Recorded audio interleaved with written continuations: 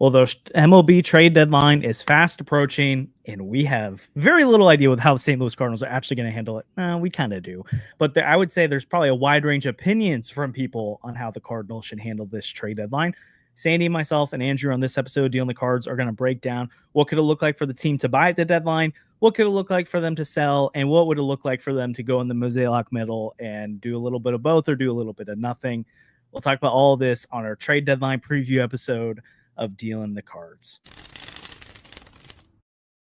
Welcome back into Dealing the Cards. Myself and Andrew back as we have been, but Sandy activated from the IL, cause of injury, marriage. That's right. Yeah. I got my first ring since 2011, so nice. Yeah. How you doing, man? It's great to be back. I was getting ready to jump on. I was telling my now wife, like, I've missed being on the podcast, so I'm excited to be back. I'm excited to talk ball, maybe defend Ali Marmol a little bit later in the show. But yeah, it's great to see you guys. Missed you guys. Ready to jump back in.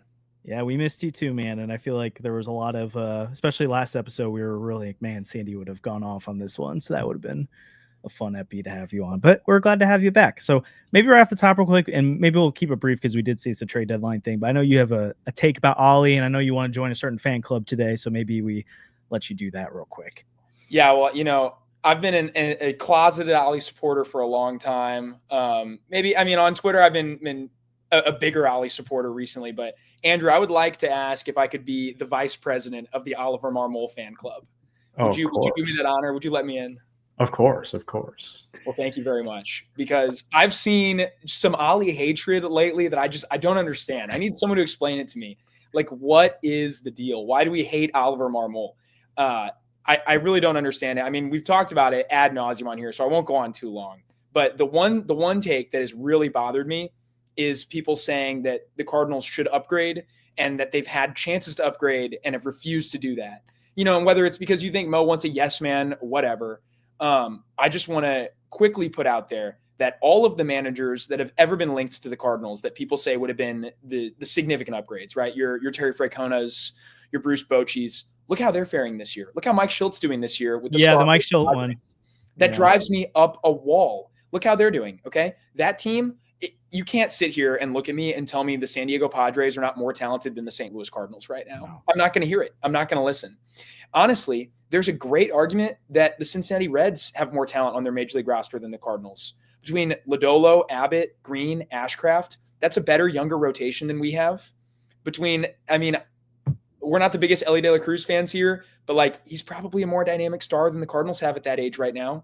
Oh, he is. He is. Even as the Elly haters, Ellie's a star. And there are other very interesting young players like Matt McClain, Spencer Steer up there, Noelvi Marte. Look how that's going. Okay. What has Terry Francona done for them? And for all those years, they said, if we could just get ourselves a real manager. Look at Bruce Bochy with Seager and Simeon, Adolis Garcia, who people hemmed and hawed about not having for years. How's that offense performing? And by the way, that pitching staff has Jacob deGrom, Nathan Eovaldi. They have dudes that we don't have. How's that going? So for all the people, whatever, any of the upgrade options that have been cited throughout the years, guys linked to the Cardinals, they're not doing any better, and I guarantee they're not winning as many games as Ali. The last thing is, if you look at last year's team, there's no way they should have won 83 games. And if Ali Marmol's not at the helm, I don't think they win 83 games. I think with a league average manager last year, I think they have a losing record. They're expected to win 76 with their run differential. No way they should have won 83. Nobody else in the league, aside from the Tampa Bay Rays, outperformed their expected win-loss by more than 4 games last year. And the Cardinals outperformed it by 7, leading all of baseball. Yeah. So, I think if the Cardinals make the playoffs, Oliver Marmol should be in the running, if not a runaway favorite for NL Manager of the Year for the work he's done. So that's just – I've been a big fan. Yeah, the thing that's really got me recently on Twitter, and I'll keep it brief too because we want to get to the deadline stuff, but is people blaming him for pitching Fedde and Mikolas and stuff. It's like, what is he supposed to do? Start John King that day? And Steven Matz, yes, he could, but that's a decision that's bigger than himself there. And so when people go on there and are like, why hasn't Ollie called up McGreevy yet? And it's like, I'm sorry, have you forgotten the name John Mozeliak in there? Because that's not Ollie's job. And then also he won KMOX yesterday, and he literally said, I don't know what I can say publicly. He's like, I'd be careful here. because he was asked about what's the alternative to Fedde this weekend, and he would basically he started by saying there's a lot of people who go into making that decision, and he sounded so annoyed by it. You could tell his hands are tied, and he would love to make an easy decision, but it's not just his choice. So, anyways, that's that. We'll have plenty of volley conversations in the future, but it is trade deadline season. It's so fun. Like, this is usually a fun time of year for Cardinal fans. We'll see if it is this year. We are July 9th right now. We're less than a week from the All-Star break. And then by the All-Star break, but really the week or two after, you start to really define yourself as a contender, seller, really start to see moves start flying and things happening.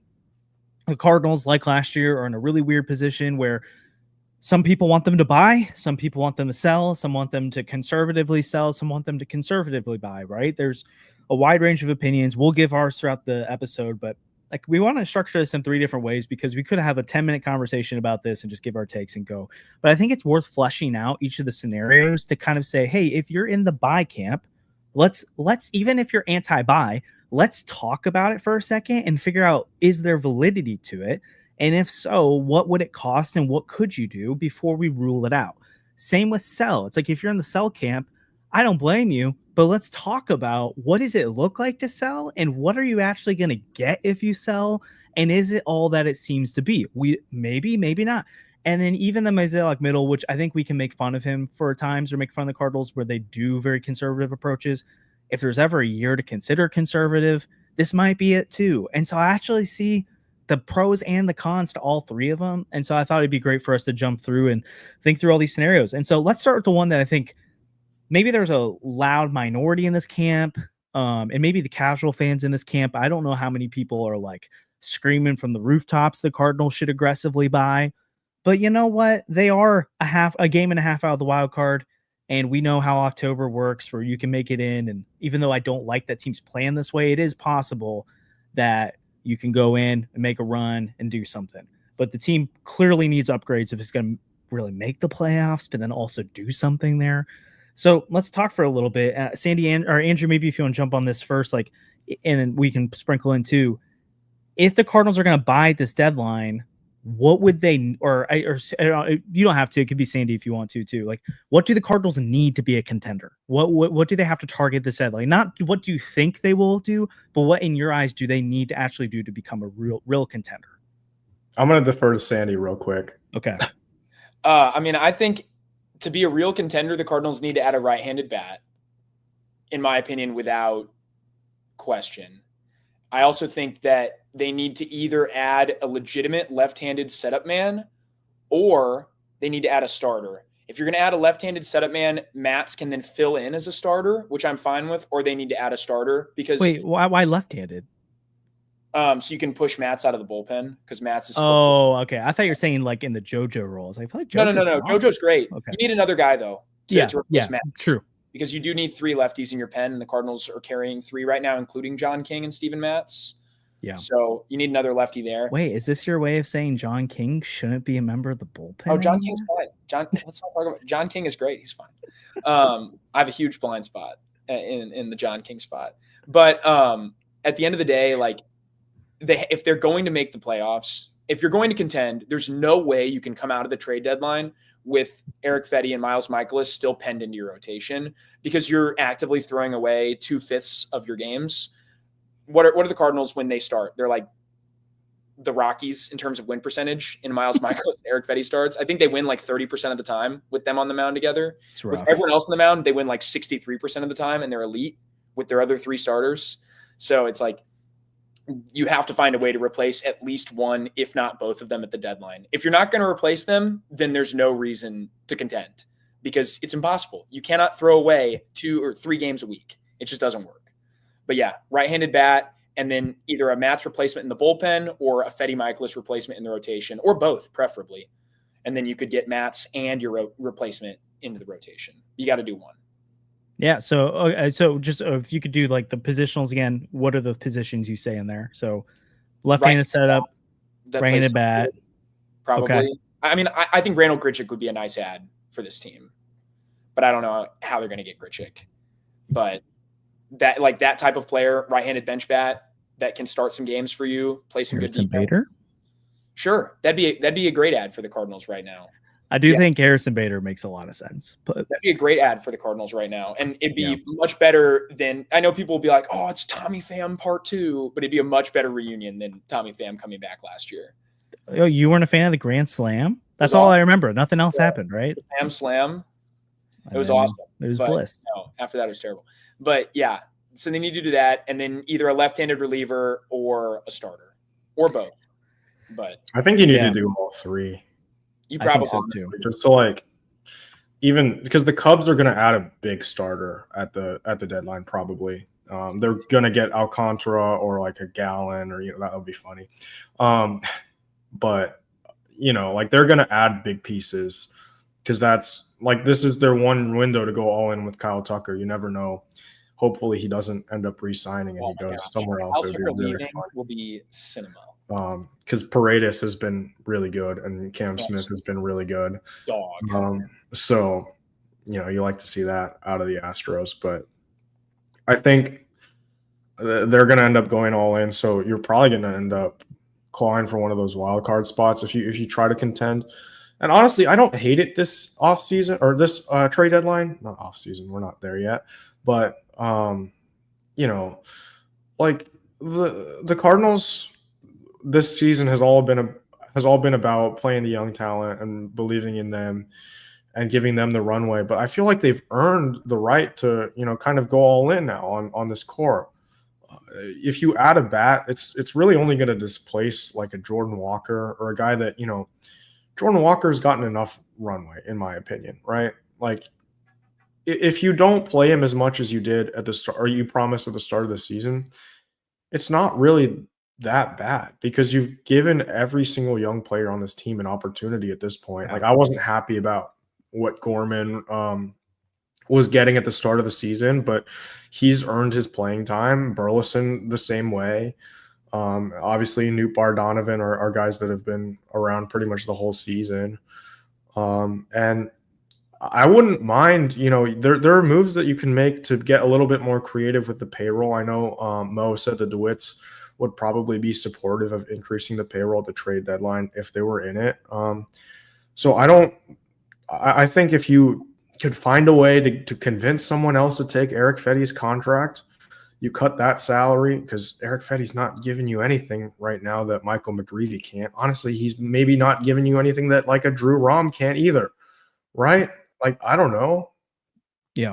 Probably he would probably be a little bit better than like a Drew Rom sort of situation, but you're not paying Drew Rom. Well, it's interesting because some people are like, it can get worse when it comes to Erick Fedde, but those same people are acting like what Erick Fedde's doing right now is not sustainable, so he needs replaced. So if you're under the assumption that Erick Fedde is what he is right now, then it can't get worse. No, I think Erick Fedde is like, he's not. And I'm not saying you're saying, I'm saying others have said that. Right. This is not a starter who's getting unlucky. This is actually a starter who has gotten lucky all season and is finally starting to not get lucky. Yeah.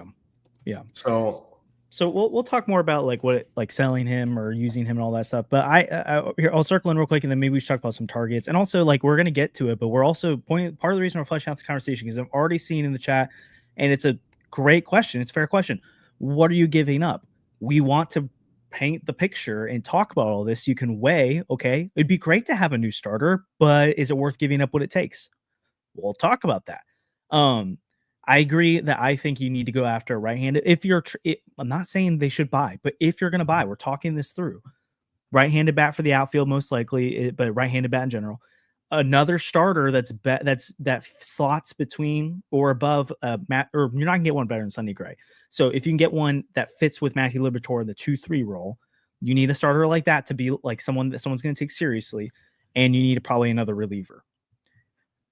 To do all of that would be a tall task and tall order for the Cardinals. Could they do one of those things? Two, maybe, I guess. And like it depends what levels you go to, right? So I mean, the thing is, they kind of did it last trade deadline too. That's true. What Fedde was. They just should have gotten rid of him after that stretch, right? Like, I guess I'm talking about like what's the the level of it, right? Like Erick Fedde was, even at the time when we really liked it, we're talking about, yeah, you're right, middle of the rotation starter. But Tommy Pham was like take a chance on it and see what happens. Right. I mean, and if like, you got the equivalent of Tommy Pham and Erick Fedde this deadline, do you think this team? Do you feel really good about their chances? Probably not. There's a name I have that I think. Or if your equivalent pitch, yeah, let's start. Last year, it'd be fine. Like, yeah, fine. Let's start throwing some names out though. So, Andrew, what's the name you're saying that you think would make sense? I don't know if this is like how realistic this is in terms of payroll, but I like Marcell Ozuna as a guy that probably wouldn't be that expensive at the trade deadline because you're taking on so much salary. Would the Cardinals do that though? I don't know. Actually, no, right. That's not the point. Let's talk about like why if the DeWitts want to go all in, I feel like that's a guy that you could do, but there's certain like off the field baggage that is. Wait, what are you taking on?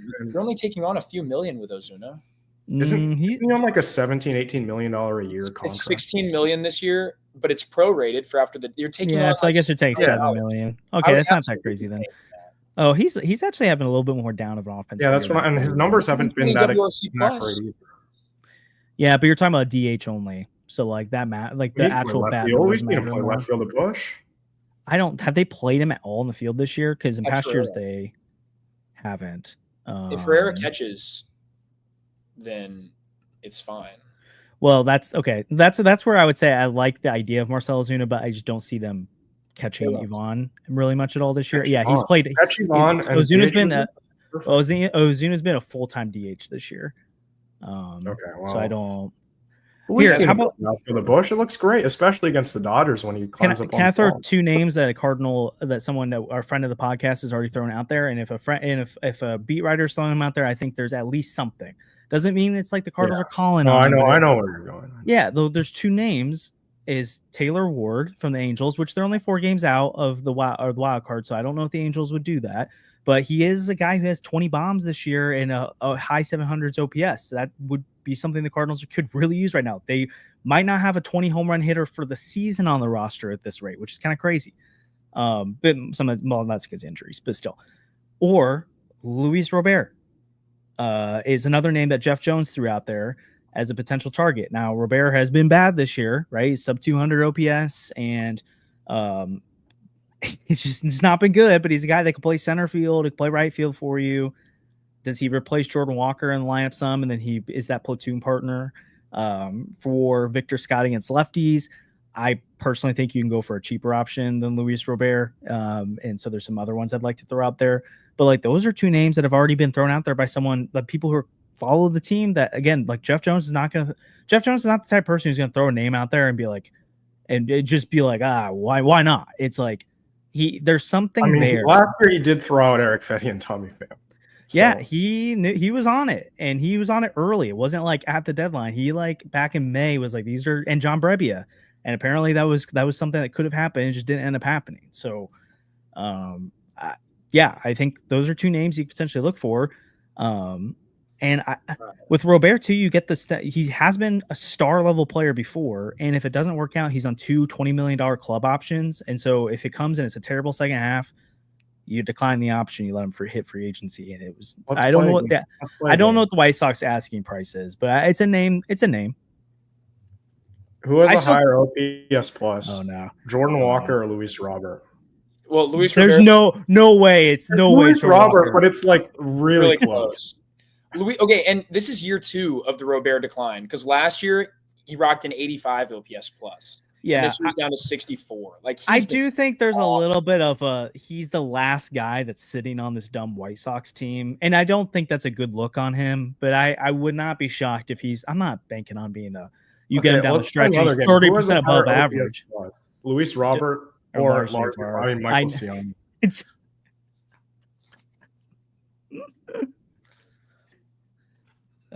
Give me Michael Ciani. I cannot believe that was a take. It's so bad. Okay, let me throw a better name out there because I also think there's probably another big market team who's going to go after Luis Robert and give up more than they'd want to give. I get it, Kareem, like Nathan Church, I see, but like we're talking about right-handed bat here too. Like I do think there's validity. The Cardinals need a right-handed bat. They need a right-handed if you're talking about buying Harrison Bader. Yeah, why not? I don't think the cost is going to be very high to acquire there. Great outfield defense can. Oh, well, Kareem was trolling, but A lot of people are saying Nathan Church, and I just don't. They're like, why don't you like when they're like literally the thing will be the Cardinals need to get a right-handed bat, and someone will respond, why not bring up Nathan Church? It's like he hits left-handed, and we've never seen it before. So like, come on, we've got plenty of left-handed bats. But would you guys be interested in Harrison Bader if you're trying to upgrade this team? I mean, Maybe. aren't his splits? Doesn't he have reverse splits this year? He does this year, but for his career, he's like a almost 800 OPS guy against lefties. Yeah, but for his career, he also is not nearly as good a hitter as he's been this year. Like you're talking about a guy who in 2022, 85 OPS plus, in 2023, 69 OPS plus in 100 games, in 2024, 87 OPS plus in 143 games. Like this is clearly an outlier year for him. I don't know. Like I don't know if you can rely on him to bring it to St. Louis. Also, like hitters just get worse in St. Louis, it seems. And it's like if Harrison Bader is a 110 guy right now, but he's not going to get as much playing time in St. Louis as he's getting in Minnesota right now, probably. Because I don't know. I don't think you're starting him every single day over Scott. I think you're using him primarily against lefties. But if he's got reverse splits, then that's really weird on the year. I don't know. I mean, I'd be interested in it. And defensively, he's great. And like if Harrison Bader wants to come do what Siani was doing, but do it better and do it with some offense, like that's great. Yeah. But I don't know. And I feel like there's going to be, like you said with Robert, like there's going to be teams that want Bader right now, and they're going to look at the numbers. They're going to say, this guy's been above average and he still plays great defense. Yeah. I guess it's when you go to the conversation too, it's like, okay, well, what's the upside of Harrison Bader? I guess part of where I'm looking at, I think he starts to hit the sweet spot for me of the up, like it's enough value add without having to give up a ton. Because even if another team's coming up to get Bader, they're not giving up some incredible. They're not. I don't even know if you're getting a top 10 prospect in your system for Harrison Bader, right? Like you're probably talking to the 15 to 20 range. I don't know. I think it could happen, but here's the other one I want to throw out there because I do think this is like swinging real big. And again, we're just talking through buying. I know this ain't gonna happen, but like, would you be interested in Joe Ryan? Apparently, he's someone that could potentially be available. It was the John Morosi side of things, though. So whenever he throws it out there, he's always kind of just being like, you know, it would make sense, even though no one's talking about it. But apparently, teams are monitoring Joe Ryan. He's got 2 years of control after this. Maybe that's the Lars Nootbaar equation where you put Lars plus other things. There's no way it's a straight swap. Joe Ryan's way more valuable than Lars Nootbaar. I'd be all over him. I think I would be too. And honestly, I would not actually do it, but that's the one, like one of the names you start actually convincing me that, or not convincing me. You can start to be like, you're not crazy to throw out Brendan Donovan's name for that. But Donnie? There's no, I'm not giving up Donnie. I'm not doing it. I'm not doing it. Even if it makes more sense to do it, I'm not doing it. I don't think there's any way the Cardinals trade Donovan ever, because I think Donovan has more value in St. Louis than he will ever have for another team. I just think he's one of those guys that the Cardinals and any other major league club will never match up on how they evaluate Brendan Donovan. And there's just no way. The last time they traded one of those guys, they got the worst starter in the league back. Well, I don't know. I think other teams are starting to realize how good Brendan Donovan is. I think they know. I was saying it as in like, I get from an objective standpoint, it makes sense, but I wouldn't do it. I wouldn't do it. No way. But Joe Ryan's thinking good, and 2 more years of control, and a starter of Joe Ryan's caliber. If we were covering the Twins, we would think Brendan Donovan's not as valuable as Joe Ryan. Yeah. Oh yeah, for sure. Joe Ryan this year he's been excellent. Yeah. I mean, he's got a 2.76 ERA, 8-4 on the season, 116 strikeouts over 100 innings spread out over 18 starts. So he's giving you almost 6 innings a start. He has been outstanding. Guys, I agree. Donnie stays. It was just saying that makes sense, or that value makes sense. You know, Ryan's this year, go for it. 0.89. Like this is a guy that's just not. He's just clean innings. He's giving you so many clean innings. That's something that the Cardinals don't do. Even like your best game, even good games from Matthew Liberatore, like he still gets some traffic on the base paths. The only guy on this team that doesn't allow a ton of traffic is Sonny Gray, and that's the only reason he gets away with giving up home runs. Like Joe Ryan does not allow traffic. That's a huge deal when you've got Erick Fedde in your rotation. Would you put Ivan Herrera out there for Joe Ryan? No, I wouldn't either. But no, I don't think I don't know. Honestly, Andrew's a little shrug there. I don't know if I'd trade anyone or Ivan Herrera for anybody right now. What about Paul Skeens?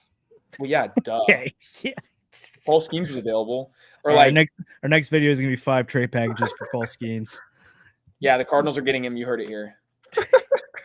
Yeah, like, okay, I'd trade him for, I don't know, a lot of people like that. But yeah, I don't know if there's anybody in a realistic package that I would trade him for. Like, the Marlins might trade Edward Cabrera.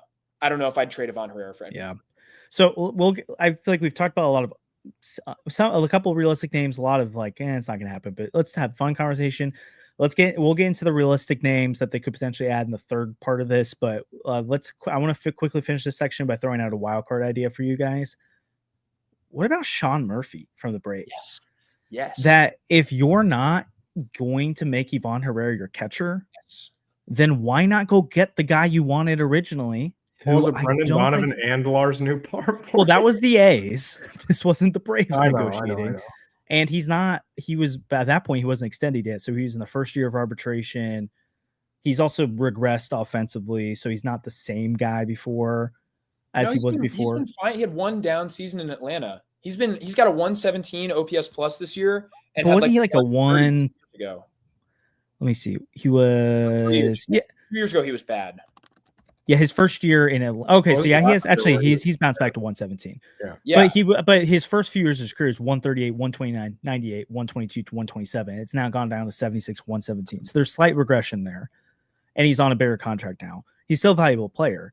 But I love Leonardo Bernal hype. I love the Jimmy Crooks hype, but like I would take having having Sean Murphy over them in a heartbeat because I know what I'm getting. Yes. He's also on I can look at the contract again, but it's a pretty nice deal for a few years. And the Braves do have Drake Baldwin that they would like to start playing, so it makes sense for them to move off that. And they're not going to do the Acuna stuff, even though it's fun to talk about. But like Sean Murphy's a guy I think they could move, and it upgrades Cardinals offense. Get the right-handed bat. What about Austin Riley? That's another one. I think that's more of an off-season talk, though. But I would love to get Austin Riley in a Cardinals uniform. Sean Murphy makes $15 million this year, next year, the year after in 2028.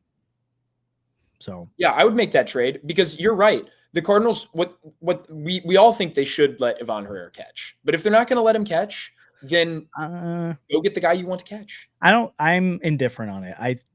There's a part of the health side of it too, and having him post every day that I do not like the idea of that he's just now the DH forever. I think you got to try another position. So I think I'd like to see him try left field, assuming, or if somehow Wilson Contreras wasn't here, first base. But I'm fine with him not being the catcher because we've seen the flaws and clearly he hasn't been healthy. And it's like Wilson Contreras last year. It's like, man, like you need that bat lineup every day. Yeah, but Ivan Herrera is not healthy right now, and he wasn't even catching. Like, they think he got hurt during the game he caught or like, after. Seriously? Yeah, the knee issue. That sucks. I thought he got all DH. Okay. But he was barely catching, to be fair. But maybe that just means he can't catch. I don't know. That's I don't know if anyone actually truly knows, but I think it's that coupled with the fact that he's just not good enough back there. And if they can develop it and he can do it, then sure. But anyways, let's thank a couple of our sponsors of our podcast. Then we'll get into the selling conversation because that's also interesting. And then maybe talk about the most likely scenario, which is probably maybe a little bit of both. But as always, want to thank 314 Sports Cards and Collectibles. They're located at 9640 All Boulevard and all of that. They're open 10 to 5 Monday through Fridays and 10 to 4 on Saturdays and Sundays. They buy, sell, and trade all sports cards and Pokemon cards. They have the new selections of packs, boxes, and single cards of local players and stars from around the league.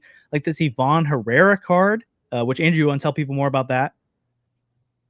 Yeah, so we got this Ivan Herrera first Bowman auto PSA 10 from 314, and we're going to be giving it away on Sunday for our draft day live stream. So that's going to be really exciting. It'll probably be on Twitter, but this could be. We're not trading Ivan Herrera. We're just giving him away to one of you guys. That's what the Cardinals do, right? They don't trade guys. They give them away. So, oof. Oh, well. Well, 314 is awesome. We really appreciate them. Make sure you go check them out. I saw someone in the last stream say that they're going to try and check them out next time they're in town. We know many of you already shopped already. Send us when you pull cards and stuff, or when you're in the shop. We love to know that and let them know we sent you. We also want to tell you about Underdog Sports. The Deal in the Cards podcast is proud to be partnered with Underdog Sports, our favorite place to play fantasy games. You're now eligible to play in Illinois, Missouri, Indiana, and 37 other U.S. states. You got to check out Pick'em. It's so easy to play. You just pick 2 to 8 stats of your favorite players and choose whether they'll go higher or lower. You can win 20 times your money by going 5 for 5. If that sounds like fun, sign up with our promo code CARDS to claim your first free pick plus first time deposit offer up to $1,000 in bonus cash. We can't wait to see your entries. And just as Andrew said, a reminder that Sunday we do have the draft live stream. So we'll be on for the entire day one. So the Cardinals have 4 picks day one this year, which is super exciting. Number 5 overall, plus one in the 50s, one in the 70s, and I think one in the 60s, or maybe 2 in the 50s. But yeah, it'll be a fun night and should be a good time. And it'll be the first, I would assume, Heim Blue-led draft. First time the Cardinals have picked 5 since 1998 when they got J.D. Drew. We'll have Kareem on for the whole stream and also a bunch of different guests. Kyle Reese will be joining us, so that will be super fun. I don't know if Kareem has other guests we can announce yet. But yeah, it's going to be a fun time. We would love if you join us for that. So, selling. The Cardinals could sell at the deadline. Sandy, if they sold, though, what do you sell? Yeah, I mean, that's the big question for me here. What are they going to get? You know, the last time the Cardinals sold at the deadline was 2023, and they had one of the best starters on the market available, and that was Jordan Montgomery. And they got back Thomas Sajazi, who turned into a top 100 prospect and is now on your major league roster. And he had a great season going into that deadline, and then was even better with AA Springfield after the deadline, and then mashed in AAA for a while too. So you got that guy and Tekoa Roby, who was a borderline top 100 prospect, just had some injury concerns. And TK Roby is maybe, like, you could argue your second most interesting minor league arm right now because he's healthy and because he's not Quinn Matthews. You also got John King, who, whatever people want to say, has given the Cardinals a lot of quality relief innings over the last several years. Yeah, I'll say it. You can't argue with John King's numbers in 2023 and 2024. Can't argue with those numbers. He's induced a lot of ground balls for them. They also had Jack Flaherty, who got back some interesting names, Cesar Prieto, who's been an interesting depth prospect for you, and Zach Showalter, who's a guy that, I mean, he's a very interesting profile. I know Kareem has been big on Zach Showalter at times, and he's a guy that is still far from the majors, but there's something there. And you got back Matt Swanson for Paul DeYoung. So you had like actual stuff to sell. I know Swanson was kind of a weird throw-in, but he's contributing right now to your big league club. So you had actual pieces and you got back actual players. I don't know what the Cardinals have at this deadline. I like Erick Fedde gets you the Paul DeYoung return. He gets you the Swanson treatment, and the Cardinals are lucky Swanson turned into anything. Yeah. But Miles Mikolas gets you nothing. And he won't. He's not going to get traded because he's a no trade. Yeah. Yeah. I mean, you get absolutely nothing. I don't know what Ryan Helsley gets you right now. Ryan Helsley certainly doesn't get you the Jordan Montgomery return. And there's an argument that Ryan Helsley's a better player than Jordan Montgomery was. He doesn't start. So I don't know what looked better yesterday. Still got hit a little bit. 100 on the gun. He had 103 a few days ago, and that was but it doesn't even matter the velocity anymore. It's just flat. Like it's so hittable. And so it's not even like it's only when he throws 98 it gets hit. It doesn't matter. So I have an idea, but I don't know if I don't know how much of a return it gets you. But since Thursday, when the Dodgers played the White Sox and Clayton Kershaw got 3,000 strikeouts and something else happened right before that, the Dodgers have scored 1 run, 4 runs, 1 run, 1 run, 1 run, and now 2 runs today.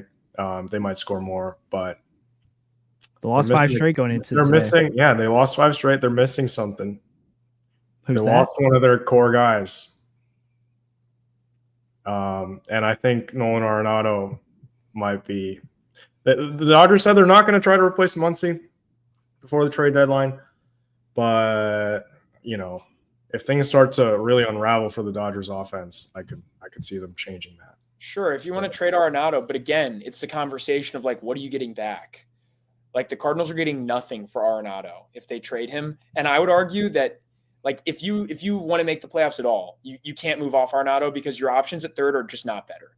Like you're seeing Thomas Sajazi play third base right now, Gorman.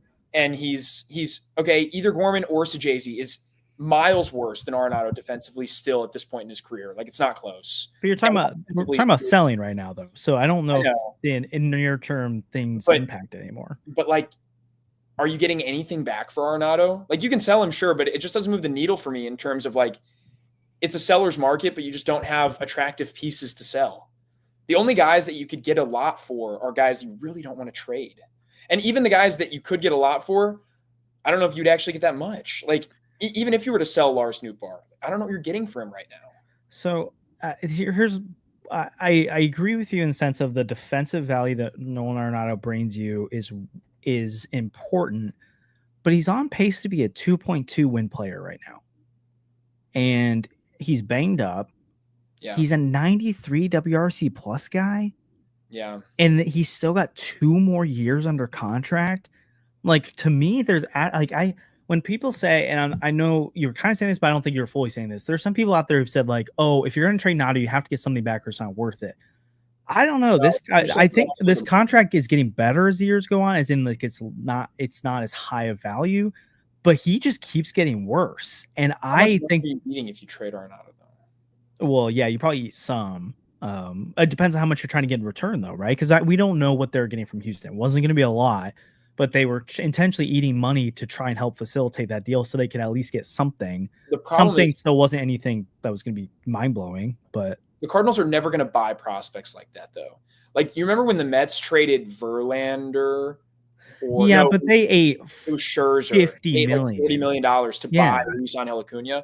Cardinals are never going to buy prospects like that. Like, even if you're eating money, your return goes from like a guy that's not in their organizational top 30 to their equivalent of like pick the least interesting player in our top 30. Yeah, but you're also you're not just viewing it in a vacuum as now Nado's gone. You're viewing it as Nolan Gorman can play third base every day, and we can figure out what's going on with him. That JJ Weatherholt will be here very soon, and you need a spot for that guy. Interesting. Like, can JJ play third? Can Gorman play third? Like, does he have the arm to play third? I think it's like with Yachty to any other catcher, where no matter who plays third base next, we're gonna notice it's not Nolan Arenado. Yeah. So I think we just have to get it's like when people are like, oh, they have to replace Yachty's catching. It's like, you can't do that. So let's just start from scratch and act like you need a catcher. And like every other team in baseball, that you're not going to get Nolan Arenado defensively there. I think if Gorman's bat is playing what you need it to be or want it to be one day, he can play your third base. Even if he can't, JJ Weatherholt can probably play third base for you. He has not played third base at the professional level yet, but he better be getting reps there in AAA. Especially if they want to keep Donovan at second base, which I think there's a good argument for because he's been excellent defensively there. He's a guy you still want to be able to move around, but I wouldn't love the idea of him being penciled in as the left fielder next year as his main position, because he's good there, but he's like a borderline elite defensively. Or I should say he's great defensively at second base. JJ can play third, or if Weatherholt plays second, maybe Donovan plays third, something like that. But you're creating opportunities for other players, and I think it's important. Plus, you're freeing up that money to go spend it on something else rather than a third baseman when you have these other options. It's like if we talk about trading Lars Nootbaar at some point, when you trade him, it's not like Joe Roderick can say like, oh, Bernie sides with me that Lars Nootbaar isn't good. No, Bernie's saying you can trade Nootbaar because you have other guys that can replace Lars Nootbaar and you can go get value for him. That's what I think. Like with Nolan Arenado, you're moving the money, which is valuable to you, but you're also creating a spot, not for Jordan Walker. Don't like when people try to say third base, but for Nolan Gorman. I think I would say I'm fine with them trading Arenado. I just don't think it can be the first or only move you make as a seller. Like, I don't think you should trade Arenado if you're going to soft sell. Trade Arenado if you're actually going to sell. What would bother me is to see the Cardinals only move Arenado or something like that and hold Helsley. Because I think if you're going to move Arenado, like, you were taking a significant step back for the rest of this year. What if you moved Arenado and you took on like guys like Ozuna that are more expensive and require less prospects and added that way? That'd be fine. You move Gorman to third, and then you, I don't know. There's ways to do it. I think there's guys that are going to be available that, from more of a buyer's standpoint, you could move Arenado and use that money to do more and make more moves. But that would require the Cardinals making a lot of moves, and I don't know if they would actually do that. Yeah, I don't know. The other thing for me is, I really don't understand how we're talking about like using the Arenado money to move around, because the Cardinals payroll could easily be much higher than it is right now. And I know we've griped about that and whatever, we can't change that. But like the Cardinals getting really stingy with, chump change compared to what other teams are going to be moving around at stuff like this. Yeah, but you also do have a bunch of guys who are going to be getting raises in arbitration. And plus, like when you're spending that much money on a guy who's being overpaid by that much, it does matter freeing up that money to spend on something else. So I see the value in it, but more so it's creating the runway, right? It's what they wanted to do, trade him in the first place. It wasn't necessarily that they're getting a real return or even as much about the money. It was, can we create runway? And I think that would be really good. I do think Kareem brought up something earlier that I wanted to ask this as a question to you guys to frame what could selling could look like. Because yes, there's no Jordan Montgomery trade out there for the Cardinals to sell. Like there's no, which they also put Chris Stratton in, and that mattered. That's part of the reason they got that return is Texas was able to get. I know Chris Stratton's not worth a lot. It was mostly the Jordan Montgomery move. He was good. Stratton was a part of the reason that happened. They packaged two things together, which I thought was really smart. They took like a really good asset, added even more on top of it to make sure they got Roby, Ansa, JC, and King. I think Helsley's better than Jordan Hicks. And that was probably your second best asset they traded that deadline. Oh, I forgot about the Hicks trade. So they got Kloffenstein and who else? Robersa. Yeah, and I think to Kareem's point too, you would have thought they would have gotten more. So Helsley probably gets you more than that. I think Phil Maton gets you more than what Jordan Hicks got you because Phil Maton's been awesome this year as an all-star snub at this point. Could you package guys? Well, I don't know how many people want Helsley and Maton, and I don't think you're paying up for that. And honestly, at this point, well, the only team that, like the Cubs would do that, but the Cubs would never trade with the Cardinals. Well, the Cubs have top three bullpen in baseball since, and I think they still want to add a closer. Yeah, but I don't think they would go target two guys. Yeah, but could you get two Sajacys at the deadline, or could you like something like that for one for Helsley? I guess Sajacey for Helsley, Sajacey style prospect, who's not top 100 guy. I don't even know if that's possible. I just think the hard thing for me is I don't like if the Cardinals, if they lose a bunch of games, like, yeah, you got to trade Helsley, whatever. But anything they're going to get back for Ryan Helsley at this point, is it actually better than what they're going to get with a draft pick next year? Like I saw a mock package for Ryan Helsley, and it was from the Phillies. They referenced this on 101 today. They must have read the same article I did. But it was like the Phillies number 6 guy and number 10 guy. And it's like a 20-year-old light-hitting infielder and like an 18-year-old outfielder that they drafted last year in the second round. And it's like those players are so far from the big league level. There's no Takeo Roby. There's no Thomas Sajacey that the Cardinals are getting at this deadline. And that's just why selling is so unattractive to me. Like I just don't think you have the assets to get anybody anywhere near the major leagues. You're not even getting a Michael McGreevy. You're not even getting a depth starter. Yeah, I guess I don't take a lot of stock in like when people throw out, oh, you get this prospect and this prospect from the Phillies, because like how many times do people ever actually get that right? Yeah, right. So it's like I think the relative value is that. And is that any better than the comp? Maybe, but then it's like, well, what is the 6th and 10th prospect? If you just want one prospect, is that their 4th prospect? I don't know. You know, it's just like so. I see a potential in trading Helsley away and Maton away and getting assets for that. And you think about too, you have 4 picks in the top 8 or 100 in a couple of days on Sunday. And then so if you add the number 5 pick plus 3 other top 100 picks to your farm system, and you add, even if they're not like these crazy prospects, but they're prospects that are probably better than your 11th best prospect or whatever like that, you can really rebuild or fortify this farm system in a month in a way that's substantial, because even if those guys aren't going to be part of your big league roster, they provide that depth that the Cardinals always talk about they don't have. 2, they could become the Nathan Church where they were just this throwaway guy who ends up being something. Or 3, they are the pieces you move to go get what you need next year or the year after, where it's like right now you wouldn't trade Takeo Roby because you need that, but maybe you have 4 Takeo Robys in a year from now and you can move one of them to go get the thing. I also am not very confident in the QO, like earlier in the offseason and stuff like that, talked about how with Helsley you can maybe get it. I mean, yeah, I don't know if the Cardinals want to risk. I've talked about before, I don't think the Cardinals would care about the $20 million from Helsley. Now I do think they would care. I don't think they're going to risk him taking $20 million. And I don't know what contract he's getting. You can convince me he's still getting paid. You can also convince me he's not. And if the Cardinals, if he's got a qualifying offer attached to him, I don't know how much he's making. Yeah, that's the other thing. It's like a team might pay him without it, but then if he has it, they're like, we'll pass on giving up a 2nd round pick and this money for Ryan Helsley. Yeah, no, that's a real thing. So, but then Phil Maton, I do think is legit, can get you value. Steven Matt's teams are interested. So, like, is it anything crazy? No, but I do think it in the same way where it's like you couple the 2023 deadline. I mean, the 2023 deadline did some stuff for the system in a positive way.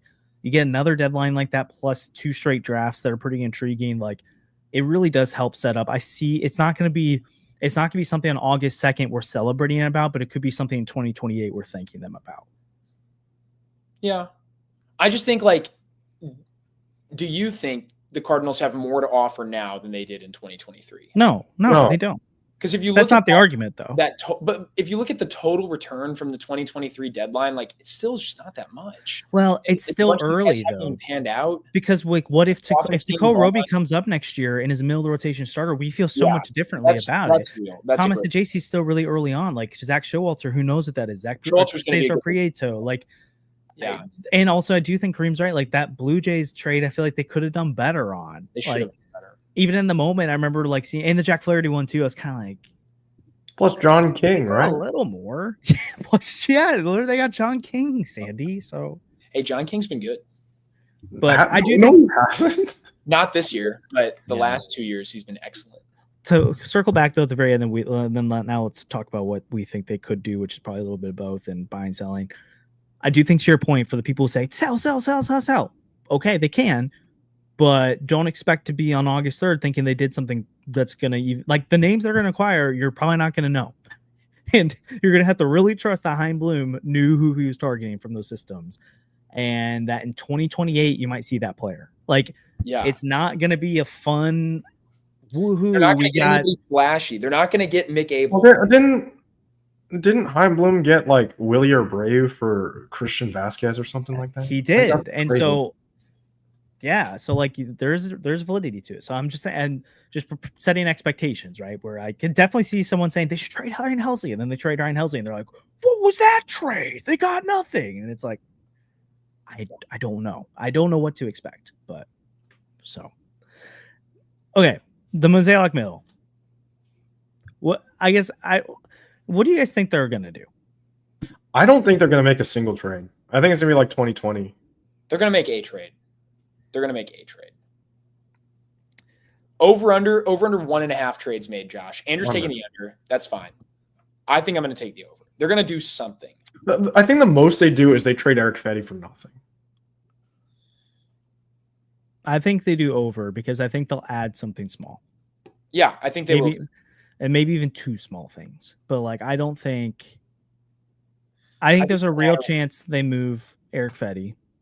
I mean, it might be a strong level move, but they're going to do something. They're gonna, and like that. Because I really do think like a Harrison Bader type is something they could do, and not even much Harrison Bader. Like, I'm trying to think of like the Tommy Pham of last year. I think they could do that, and they could go after the Sean Armstrong. Like, I do think, I have a hard time believing they'll do literally nothing. But I do think they'll subtract from the roster a little bit, and I think they'll go after something. And then I do think it sets up this offseason as a potential really active offseason in the trade market where they start moving potentially a large new bar, and they don't bring back Ryan Helsley, and they move Nato and his money and do some stuff like that. But I think if they're in it, they're doing multiple things. And if they're out of it, they're doing multiple things. Because I think at that point, if they're out of it, they're probably trading Steven Matz and Phil Maton. Yeah, if they're out of it, like where they are at right now, where they're like a game and a half out. They're not in it, and they're also not out of it. They will stay in the race. They will, if they're right there, like, they will soft buy. Because at the end of the day, like, if you're still in it, trading Ryan Helsley away, I would say you have like a 90% chance of not netting the value that Ryan Helsley is going to produce for you in the next 2 months out of that trade. Like, you're just probably getting nothing. You're probably getting uninteresting players. You're probably getting guys that, like, maybe they bang, but it's a lottery ticket. That's what you get for relievers these days. You get lottery tickets for a Ryan. I mean, like, Phil Maton, like, remember last year's deadline? Remember when people were freaking out? And honestly, I mean, you look back, they might have been right. You should trade Ryan Helsley. Like, the relievers were getting some stuff. Yeah. So I think Phil Maton. That's how desperate teams get. Which, I mean, especially when there's like, think about the starting pitching market. There's not going to be that many names available. Like, some of the most substantial things someone could do is go get a Phil Maton. Yeah. But, can you believe or do you think the Cardinals should have taken Dallas Keuchel on that minor league deal that the Royals just got him on and cut Mikolas? I mean, if they're that concerned about minor league depth, cut Mikolas. Well, they don't need to cut Mikolas. He can just stay there. But also, Dallas Keuchel is another NPB. Didn't he go to NPB after he left? He's throwing 92 now. He's back up into the 90s. Wow. Look at you, Keuchel. Here's the thing. Cream brought a question up, I think it's fair. Is staying in the race better for this team long term? If it depends on what you can get for the pieces that you could trade away, because if it's not that substantial, then I don't think it matters too much. Yes. But I do think, like we just talked about, you could potentially fortify this farm system in a way that will be meaningful. Staying in the race, if they make small moves that are pretty inconsequential in terms of what you give up, again, I don't think it's a bad idea, because if Mason Wynn makes the playoffs and Brendan Donovan and these guys, like, you get the city back behind them, like, revenue does matter, and this team does need to bring in revenue if they're going to start spending again, and you get Victor Scott playoff experience, Matthew Liberatore starts a playoff game. Like, I think these things probably matter to the team, and for morale, the long term, it probably boosts things going to the Bloom era, but you don't mortgage the future to do that, and you don't even give up substantial assets to do that. Like, so it depends on what it means. The Orioles did like a couple of years ago in their first time in the playoffs. They didn't know what they were doing because they hadn't been there before. And like, Lars Nootbaar and Brendan Donovan are the only two homegrown players on this team that have any playoff experience at all. So, yeah, and Nato, by the time they make the playoffs again, if it's not this year, it's probably gone, and his playoff experience is, minimal. I mean, would you tell me right now that making the playoffs wasn't really impactful for this Tigers club last year? For sure was. They're not the Tigers. Yeah, but like, on paper, the Tigers are not the best team. You mean Erick Fedde is not Tarek Skubal? Yeah, but like, on paper, the Tigers are not the best team in the league. Like, nobody saw the Tigers doing what they've done so far this year. Even the most loyal Detroit fans did not see the Tigers doing what they're doing right now.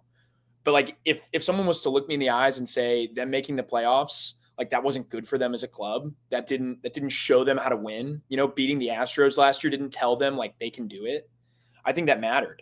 If the Cardinals make a run and they sneak into the wild card and they, lose a 3-game series in the playoffs, like, they still made the playoffs. They still played meaningful games in September and October. And that's really good experience for a guy like Ivan Herrera, who you need Ivan Herrera to be able to do that. Like, and even if you don't make the playoffs, like, I think there's something to be said about playing meaningful games in late August and early September, even if you're out of the race 2 days before the season ends.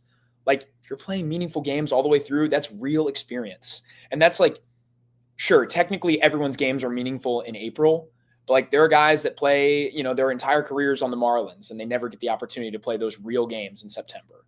So I think that matters. I think that really matters for a team going forward. And if the Cardinals think that they have the pieces to contend next year, give them a shot now. Yeah. And I mean, Cleveland brought up, like, they have Riley Green and Tarek Skubal. I don't think Riley Green even belongs. Like, I think it's Skubal, multiple gaps, interesting players. But then also, like, last year, like, when they made the playoffs, they, like, you look at that lineup, you're like, how is this lineup in the postseason? Yeah. And then you turn it to this year, and a lot of these guys are starting to emerge a little bit. And again, I don't know how much of it was the playoffs, but I do think it probably helps. And also, like, I mean, again, it depends on who you're trading away and who you're keeping. But I do think if you totally packed it in and this team's in it and you're like, yeah, we're not doing anything, then I do think I don't think that helps. I don't think that invigorates or makes Brendan Donovan happy, or Victor Scott, or Mason Wynn, or those guys. If you trade Erick Fedde away and you maybe trade one of the relievers away and you add something small, I don't think they get mad about it. I mean, I think they're probably like, man, we wish we could have got a little bit more support, but like, we're going to go try and win this and go for it. I think completely tearing it down would be tough. I don't know the Nato one specifically, how they would handle that, but I think you would hope that they'd look at it as one way. It's like, well, now Nolan Gorman gets to play more, and when Jordan Walker's back, there's that runway and all that. And I mean, it'd be tough to lose Arenado, but I don't know how much it would hurt them. So I don't know, but they're in a weird spot. But how about one more random name I want to throw out there? An Adolis Garcia reunion, anyone? No. Absolutely not. Not even thinking about it. I would hate that. It would be so funny if they brought back Harrison Bader and Adolis Garcia for the run. Be funny at all. Oh, it'd be funny because people like the Cardinals, if they were to bring back Adolis Garcia, it would have nothing to do with him being a former Cardinal and like selling tickets or whatever. But the takes on Twitter would be like, Cardinals just bringing back their old guys, trying to drive nostalgia. It's like they would have nothing to do with it. Yeah, I don't think that would actually be positive nostalgia for Mo, because then all the time you just have to talk about it, and he's probably so sick of it. How about, okay, so then like a couple, like, so if they did make some small moves, I mean, what about like an Andrew Heaney though, or Sure, yeah, Adrian Hauser, or Seth Lugo's bigger than that, so maybe not Seth Lugo, but like Zach Eflin, who's not been very good for the Orioles this year, but maybe could be available. Like, is an arm like that where it's like, how much money did the A's eat on Severino? Oh, yeah, that's if they ate a ton of money, I would take that on. Yeah. I mean, Severino's home road. If you look at his home road splits, you look at his splits on the road. Yeah. It's like, he doesn't want to. He just hates pitching at that minor league ballpark. Why did he go there? Why would he go there? That's so dumb. They gave him way more money than he ever should have been paid. It was the most random move I've ever seen. I just think that at the end of the day, like, this is a little bigger than the conversation we're having, but like, I know there's a lot of doom and gloom around the Cardinals right now. I don't think they're a bad team. I think they're a really thin team. I think you're seeing the thinness right now.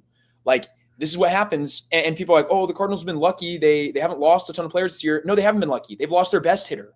Like, if there's one bat that you can't live without, it's Ivan Herrera, and they're living without him right now.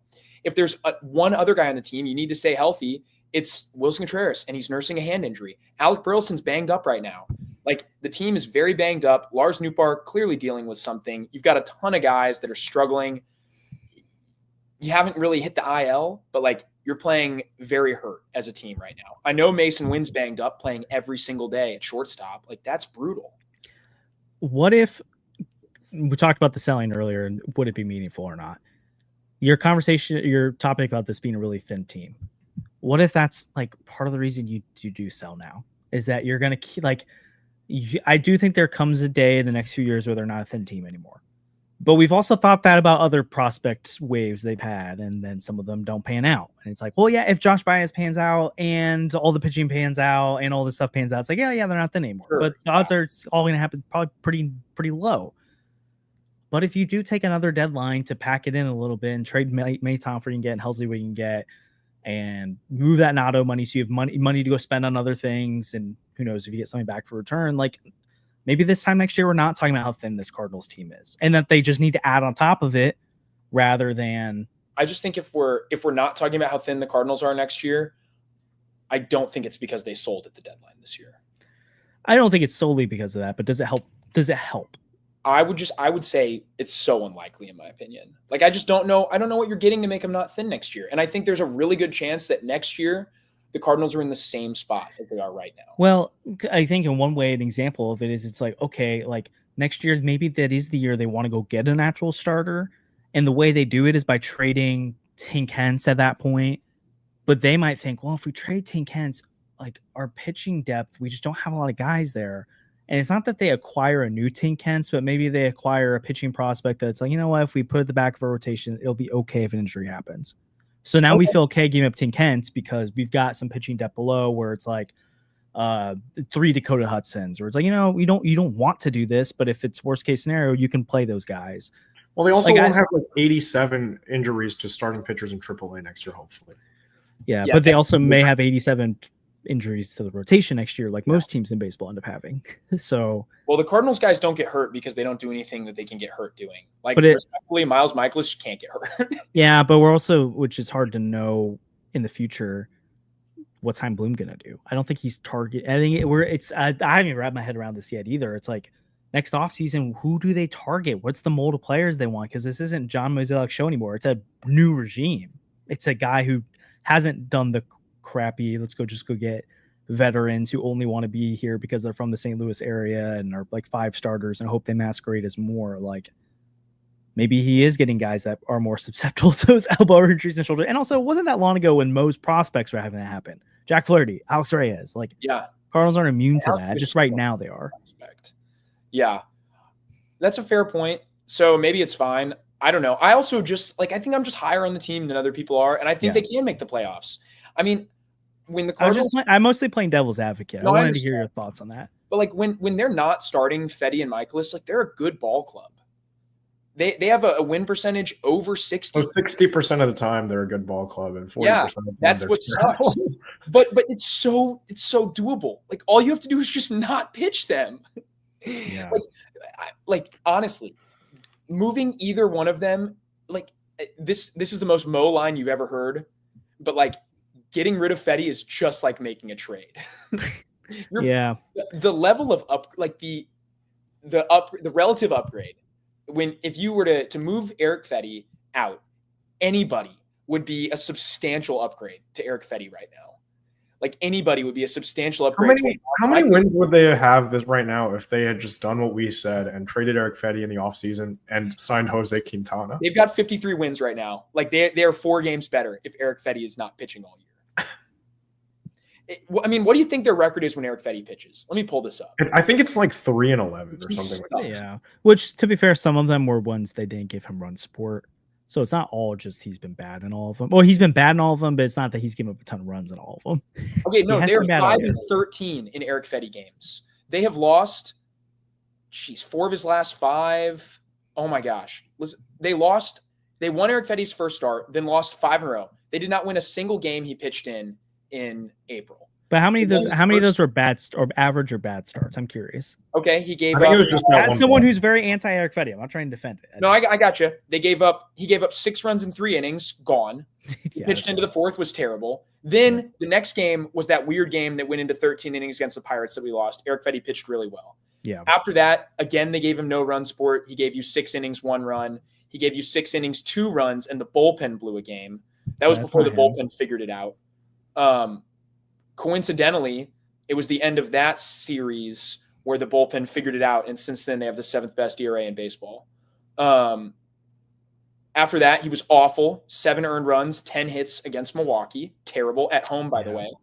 Then they won 2 of his starts in a row. He beat the Mets, gave up 3 runs in 5 innings, not great, and then had his complete game shutout against the Nationals. After that, they lost 5 consecutive Fedde starts. Then they won, lost 1, and they've lost the last 3. They haven't given Fedde a single run of support in his last 3 starts, but it does not matter because he's pitched a total of 10 innings and he has allowed 17 earned runs in those 10 innings of work. I mean, he hasn't even pitched out of the 5th inning in the last month. If you're a normal contending team, like say you are the Giants and you want to add another starter at the deadline, you have to add someone really good to be better than the pitcher you're replacing right now, or at least someone like quite good. To make a substantial upgrade, the Cardinals have to do nothing. They just have to get Erick Fedde off this team. So I think for me, like it's easier to upgrade if you're the Cardinals than other teams right now. And I think that's worth thinking about. And I think the Cardinals have an easier path to getting better than these other teams.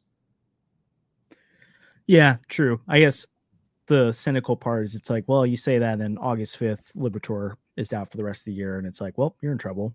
Yeah, you're in a lot of trouble if you do that. And to be fair, I know a lot of teams are when you lose your 1 or 2, but I don't think it's crippling. Like if the Cardinals lost Sonny Gray, they're done.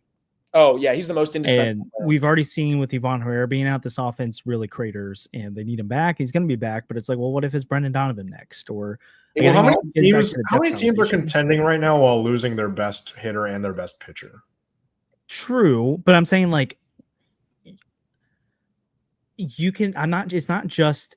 Well, actually, the Sonny Gray side of it, like you look at the Cubs and they lost Justin Steele at the beginning of the year, and it's like, yeah, but what if they also lost Kyle Tucker? Well, then they're just cooked. Well, true, but I'm saying like the Cubs offense was still good. Well, yeah, actually, yeah, the Cubs' second best player and third best player is better than the Cardinals' second best player or hitter and third best hitter. Like, the Cubs. Yeah, but they would not be a favorite to win the division anymore. I think the Brewers would be better than them. Yeah, but I'm talking about, but they're still a competitive playoff team. If the Cardinals lose those players, they are no longer like a contender for the wild card. Like if the Cardinals lost Sonny Gray tomorrow, you cannot convince me they make the playoffs. If the Cubs lose Kyle Tucker tomorrow, they can still make the playoffs. Maybe. So that's where I'm saying, like, that's where it gets really tricky when you try to buy with this team, is that you can't project the injuries. But again, getting Michael McGreevy in the rotation makes sense, but not being super aggressive to go trade for something is not the same thing to me, if that makes sense. Yeah. I just think that the only thing the Cardinals really need to do at the deadline, you just cannot be starting both Fedde and Mikolas after the deadline. Even if for sure, be starting them both next week. But that also already sounds like the plan. I mean, Mo said on Friday that McGreevy will be in the rotation by August. By the way, like there's just no reason. Yes, he should be now. I just don't understand how at this point. The Yankees just DFA'd DJ LeMahieu. I saw that. What if his numbers this year haven't been that bad? No. Fermin replacement? Hey, does Nolan want a friend on the bench again, like Brandon Crawford? Fermin is not doing. I mean, he does have like a 1200 OPS, but LeMahieu, I feel like his number. I just looked at his numbers against lefties over the last 2 seasons. They're not good, but career-wise, he hits lefties better than he does right. This is going off the rails if we're trying to connect DJ to the Cardinals, but also to the Yankees, he's going to land somewhere, and he's going to get a better spot than the Cardinals. Yeah, see, Kareem, that's where I was thinking. Just swap him out for now. Which also, I do think there's some validity to. I think they're probably more on the Suarez or. Oh no, this will be the order of operations again, where Nolan would have okayed a trade to the Yankees before they DFA'd LeMahieu, but now he's not going to. This got Goldie. But the Yankees did just talk about they're moving Jazz Chisholm back to second base. I mean, they just did it and will not put him back at third base because of like some health stuff that they think he just can't play third base. And so they definitely need a third baseman. So LeMahieu's only got a 91 OPS plus this year. He's only 9% below league average. Like, he's like an awful defender now. That's fair. So anyways, well, we'd love to hear your thoughts in the chat. I know a lot of you we had a good turnout for this one, so it's been fun. But also, if you're watching later or listening on audio, you can always message us on X. We've got an email, newtnewspod@gmail. Right? Isn't that what it is? Yeah, I don't know why you're plugging our email though, but that's fine. Well, like if you're on audio, you can't comment. So they want to. They want to comment on audio. You comment on audio. Awesome. Wait, how do you comment on audio? Never knew you could do that. Spotify. Yeah, you can do it. How did I not know that? Spotify? Yeah. Do we ever get comments on Spotify? Yeah, we do. Sometimes we do. What? I never knew that. Didn't know that. Well, if you're commenting on Spotify, Josh has never listened to you before, but he will now. I haven't. I read the YouTube comments, so I'd like to. That's actually crazy. All right, how do I? Is it only the creator can see it, or can others? Yeah, it's on the creator. Oh, well, that's why I don't have access. And you can see it on Spotify too. Like I've just pulled up my own. Oh, okay. We don't get very many comments on Spotify, but now you can encourage people to leave a comment. All right, comment on Spotify, comment on YouTube, comment on Apple Podcasts. Let us know your thoughts. Podcasts. Yeah, you can leave a review. Yeah. So review, like, and subscribe to this channel, Tom. But we would love to know, because again, the point of this episode was, even though there was things we talked about we know are not going to happen, we want to have that wide-ranging conversation, right? And figure out, like, well, maybe the Cardinals won't do this, but it would make sense to do this, or maybe this is what the Cardinals will do, but we don't think they should do. And I think you can make arguments for all three camps. Do very little of both things. Hard sell, hard buy. I don't think there's a for sure wrong answer. I mean, there will be long term. You'll figure out what made more sense, but I see the arguments for all of them. I also see the drawbacks of all of them. This is a fun conversation. I'm sure we'll talk more specifics of deadline stuff as we go through. But again, draft live stream this coming Sunday. It's going to be really fun. Please tune in for that. I think Kareem is going to put out some kind of article with who he would want the Cardinals to pick this year. 3 straight years. He hasn't predicted it, but he's told you the Cardinals have picked who he wanted them to pick. So that's been really fun. We'll see who he has. Do we want to No, you have to come to the draft to know who we think they're going to pick, right? We're not going to review. I already said who they were going to pick in the bold predictions episode. Just go back and watch that. Just skip all of Sandy's predictions skip one. Was it Billy Carlson for a 2-way player or something? No. I would like Carlson. Carlson would be fun. I don't want another Cardinals top prospect. Should we say on here, or should we wait for the stream? We can say who Kareem says individually. You don't have to say who Kareem says. Oh yeah, I actually don't know who Kareem says. I think they're going to pick Jamie Arnold. Okay, thanks. And that's actually a new revelation. I don't want them to go that route. Wait, what? Why'd you say thanks, Josh? No, because that was my bold prediction. You took it. It's fine. I don't remember. Yeah, you predicted. I didn't predict it before the season. That's more impressive. JoJo Parker. I just reading the tea leaves, listening to people. And I also think Derek Gould and JJ Cooper just put out a really good one. JJ Cooper's the managing editor at Baseball America. They did a podcast for the best podcast in baseball. They talked about how teams are semi moving toward the pick players based on like that could impact you soon, because it's actually becoming more and more of a real trend. And for the Cardinals, it's like I could see them being like, you get Jamie Arnold in the rotation next year, and like there's value of maybe like he could. I mean, I'm not saying he should, and we shouldn't be predicting that, but like 2026, 2027, he could be there potentially, and there's value in having him. Like by the time Eli Willits is in St. Louis in 2028, 2029, 2030, like Arnold might have 3 big league seasons under his belt. And Willits might be the better player long term, but Arnold is already giving you value. I could definitely see them doing underslot, shortstop, Eli Willits. If Holiday's there, they're picking him, but he's not going to be there. Anyways. I want to throw darts until they get a real star. So pick the most talented guy available. I like picking the star. I think Arnold's the pick, but I could be wrong. I want them to pick JoJo Parker. I don't know who they'll pick. I really like the idea of JoJo Parker. I really like JoJo. Mojo JoJo. That's who I want so bad. So I think I want JoJo too, but I don't. Actually, I've warmed up to Eli Willits a lot because he would be he's by the age 17. Yeah, he's 17. Yeah, it's kind of crazy. So because I don't know what he looks like next year, so it's like I guess you can develop power at 17. I don't know if you're developing power at like 22. You know, but even like Billy Carlson's 19. Yeah, exactly. So like a year and a half younger is a big deal. Yeah, but even like I mean, people are saying we'll play shortstop long term. It's like most of us expect Mason Wynn to be here for a long time. So it's like, yeah, I don't think. And also like you pick shortstops, and most of them end up moving off the position anyways. So, but yeah, we'll shortstops because they're the most athletic player on their high school team. Like that's exactly. why. And it's like prospect in high school, you're the most athletic player on the team, and you're playing shortstop, center field, or catcher because you're playing a premium position, no matter where you profile long term. Yeah, because your high school coach wants you to get the most balls. I've seen people get mad about the idea that Cardinals might have to move JJ Weatherhold off shortstop and being like, why do they keep picking guys that don't have to play in position? But it's like, is anyone complaining Jackson Merrill's a center fielder now when he was a shortstop? No. Like Bryce Harper was a catcher when he got drafted. Anyone complaining he's a first baseman? Well, I guess one person in media might complain about someone changing positions no matter what. But don't the Padres have like 7 shortstops on the roster? They do, because it makes sense. They're usually the best players, and then you figure it out later. Yeah. Like shortstop to right field, way easier than right field to shortstop. Like you don't move to shortstop. You either are a shortstop or you move away from it. Yeah. I would love to see JJ get some outfield reps. Center field actually would be great. Which Cal Reese I feel like was the first one really on that. But hey, this is the big point though, and I think it's why we encourage you to come tune in for the full day one if you can. Is where this draft makes his bread and butter money this year is that it's probably better in terms of depth than it is top end talent. So number 5, really excited about it. But the Cardinals could get really intriguing talents in their comp pick second round. They have 4 picks on day 1, and the Cardinals have not had a second round pick for 2 straight years. So like this is a huge development for them to have this many picks. They had the most picks in the NL Central in the first 4 rounds, not first 4 rounds, day 1.